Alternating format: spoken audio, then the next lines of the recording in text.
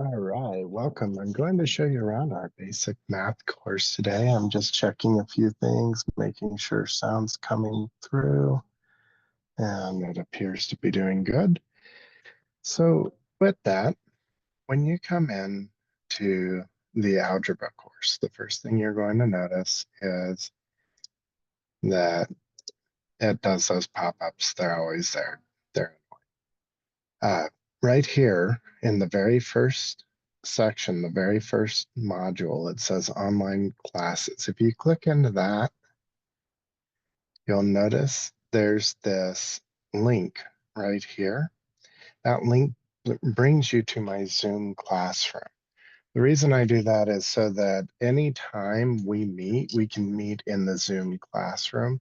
So if you need to meet with me for anything, or if you want to attend class virtually, this is where you use that link to tune in.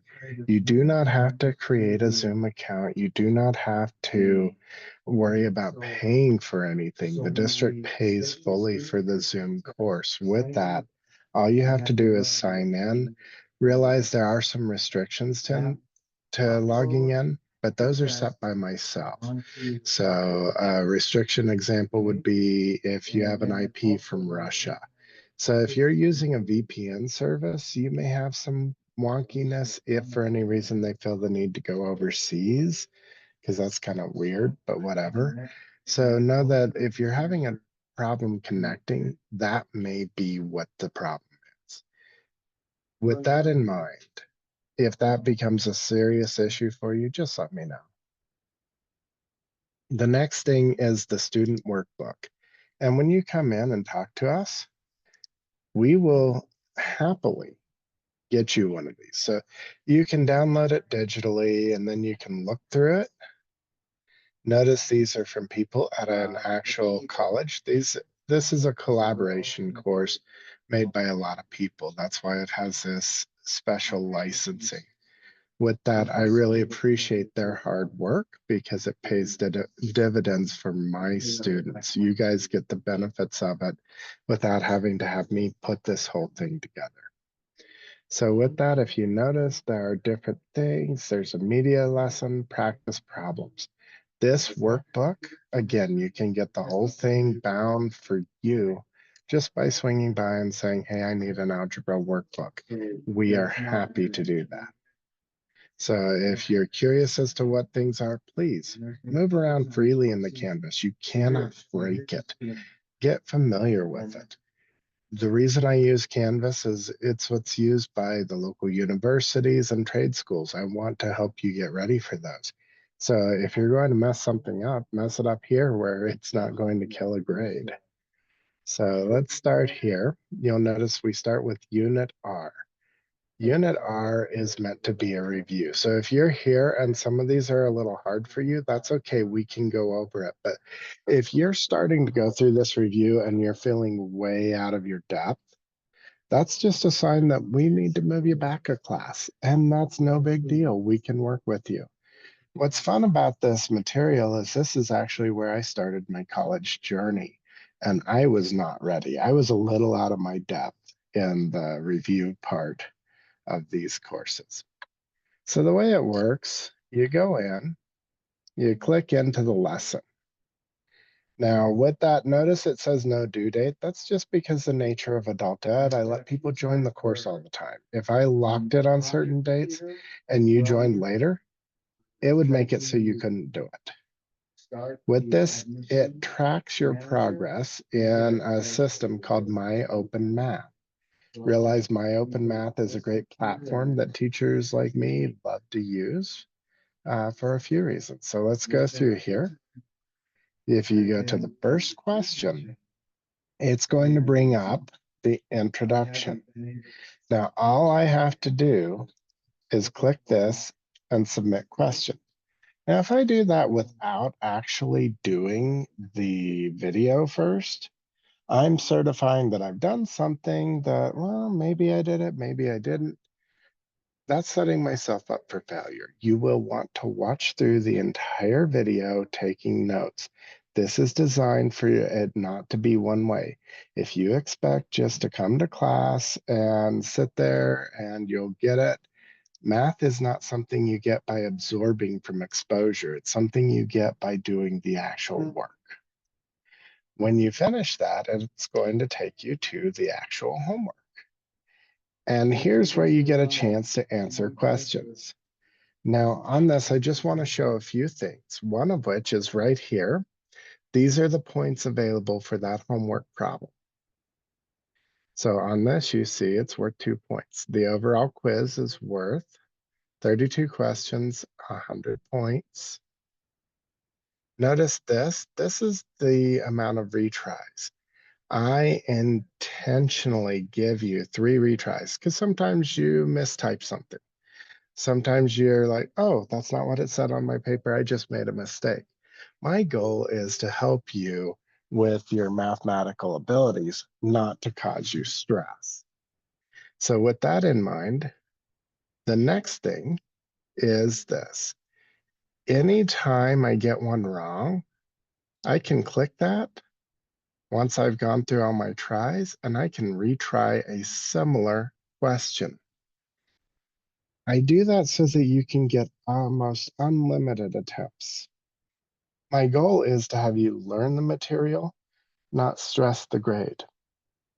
So with that in mind, when you're doing this, you can try different questions that are very similar, and it works very well that way. So here you'll notice I put something in now. Notice there's some different things here. D and E, that means it does not exist. That's going to be a special case that might come up here or there, usually when people try to divide by zero, crazy stuff like that.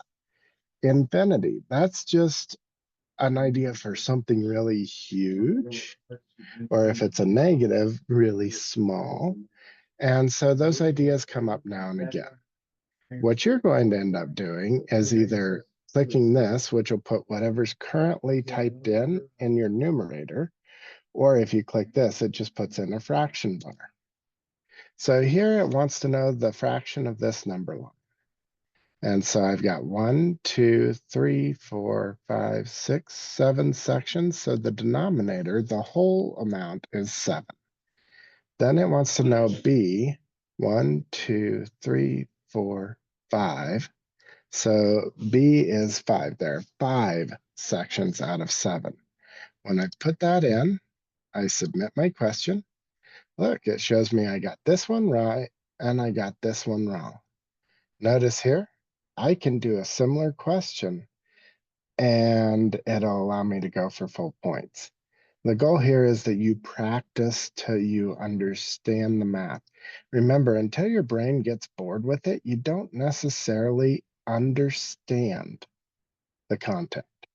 You want to do it until you're absolutely bored. So with that, you'll go through these lessons. You start with the media lesson, so on and so forth. Now, one nice thing about this is you are not shackled to the rest of class. If the rest of the class is still starting out and you're like, Matt, you know what, I learned a lot of this and I went through this stuff and I quickly mastered it, great. That's amazing. Move on ahead to wherever you are in it. But if you're someone who learns a little slower, that's great. We're going to work with you as you need it because some of these things are kind of obnoxious. And without the training in them, it's hard to understand. So when you're in here, don't stress things. Just go through at your own pace. Come to class. I will go over any of this with you. Realize that it's a hybrid model. We do some online, but we also do it in person. And so with that, we're going to work with you wherever you are, trying to assist you to get where you're going. And when you complete this, you'll be capable of doing high school level algebra, which is awesome because that's a course that can actually yield credit in college. And we do offer that course as well. So when you're in here, don't stress, work for about 20 minutes, take a 2-minute break, 20 minutes, take the rest of the hour. Never spend more than 5 minutes on a problem, skip it, maybe come back to it another time, but come and talk to us. That's your sign that you need to learn it. And my job is to teach it. That's my favorite part of the job is the teaching. So with that in mind, that's how you submit your homework in here.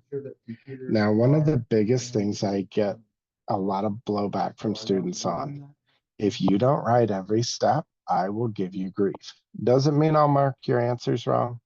My rule for grading is if I can see it in my head, you can possibly see it in yours. With that in mind, if I can't see it to do it in my head, I'll have you do a similar problem. And if you can do it in your head, I'll accept that you can see to do it in your head. But don't get in that habit. Please don't. You skip so many discoveries in the mathematics that way. More importantly, that need to do everything in your head leads to all kinds of collisions and errors later on when you're keeping track of signs. So make it easy on yourself, show your work. That gives us something to reference so that if you're making a mistake on a consistent basis, we can catch it and address it. If you have any questions, comments, or concerns, feel free to reach out to me. I do appreciate you tuning into this lesson. Thank you.